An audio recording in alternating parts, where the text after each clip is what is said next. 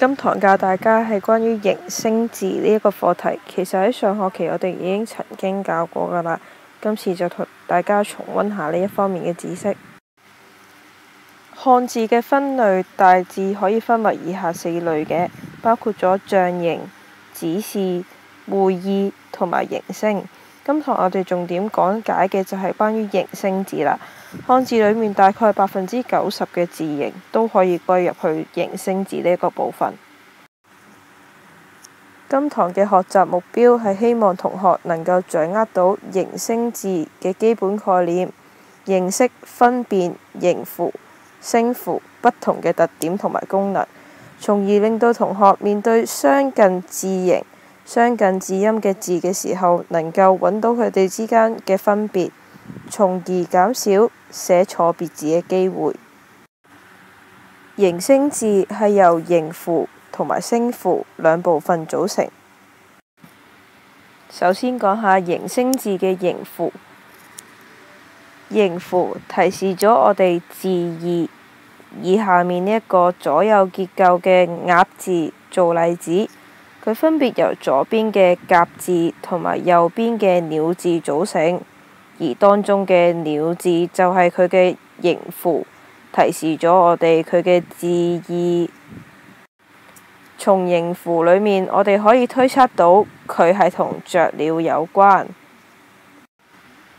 俾個提示大家，大多數情況下形符都等於嗰一個字嘅部首，所以同學有時間的話，都可以多多翻閱字典裡面嘅部首檢字簿，認識更加多不同嘅形符同埋佢背後所提示嘅字義。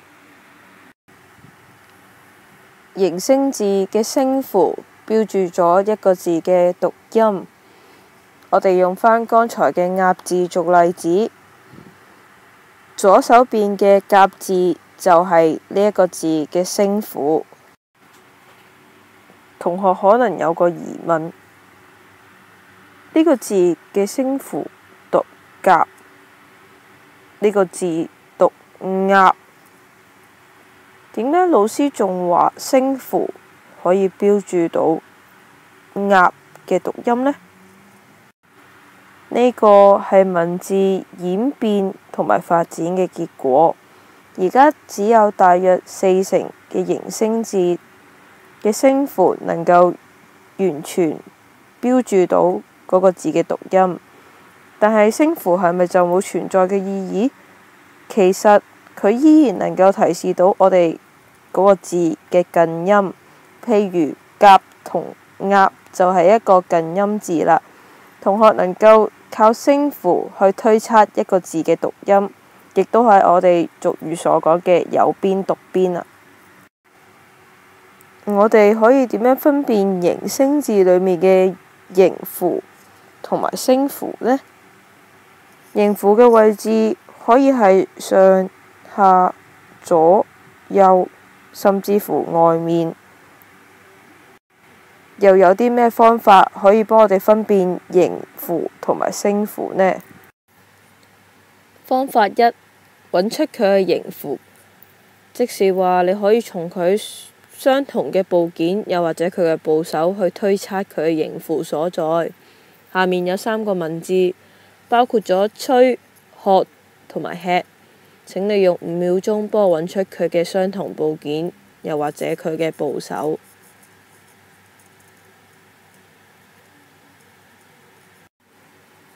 喺3個文字裡面都曾經出現過嘅一個部件就係個口字啦。咁我哋就可以推測到個口字原來就係吹、喝同埋吃嘅形符，從而再去推測一啲字義。吹、喝、吃都係一啲口部嘅動作。方法2，揾聲符。你可以根據嗰個字嘅讀音去揾出佢嘅聲符，然後剩低落嚟嘅部分就自然係佢嘅形符啦。好，俾5秒鐘你哋，幫我揾出下面嘅中、成同埋期嘅聲符。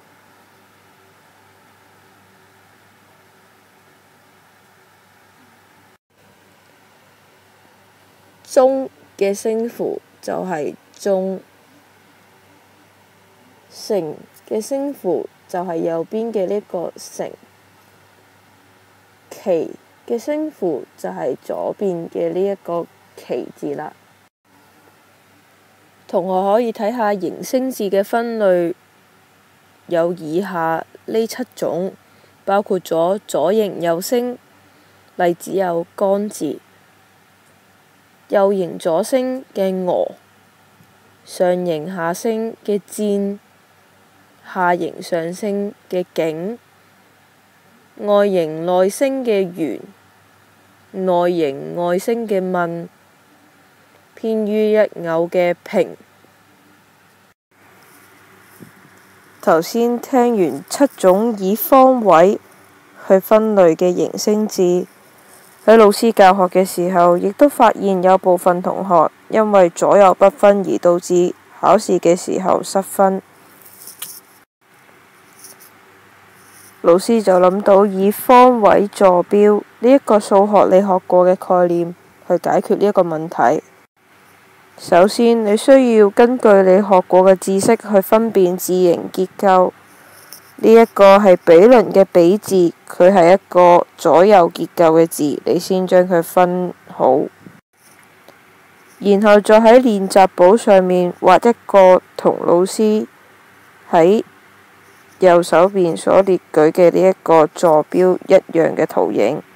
先畫咗一個箭嘴，然後寫上上、下、左、右，再喺外面畫上一個框，裏面寫個內，外面寫個外。對應返嘅時候，你就知道邊一邊係左，邊一邊係右，然後就可以根據你所分辨嘅形旁同埋聲旁去標示返啦。譬如比鄰嘅比字讀作比，咁即是話右手邊嘅比字就係佢嘅聲符，而左手邊嘅田字就係佢嘅形符。由此可見，比鄰嘅比字係一個左形右聲嘅形聲字啦。喺課堂一開始亦都提過，今堂嘅目標係希望同學認識形聲字，可以分辨到形符同埋聲符，進而提升同學嘅讀寫能力，減少錯別字嘅機會。認識形符同埋聲符，亦都可以幫助同學透過字形同埋音義嘅結合去記憶一個字形結構，減少寫錯別字。喺閱讀理解嘅時候，亦都可以透過形符去推測一個詞嘅意思，進而令到閱讀理解嘅能力都能夠提升。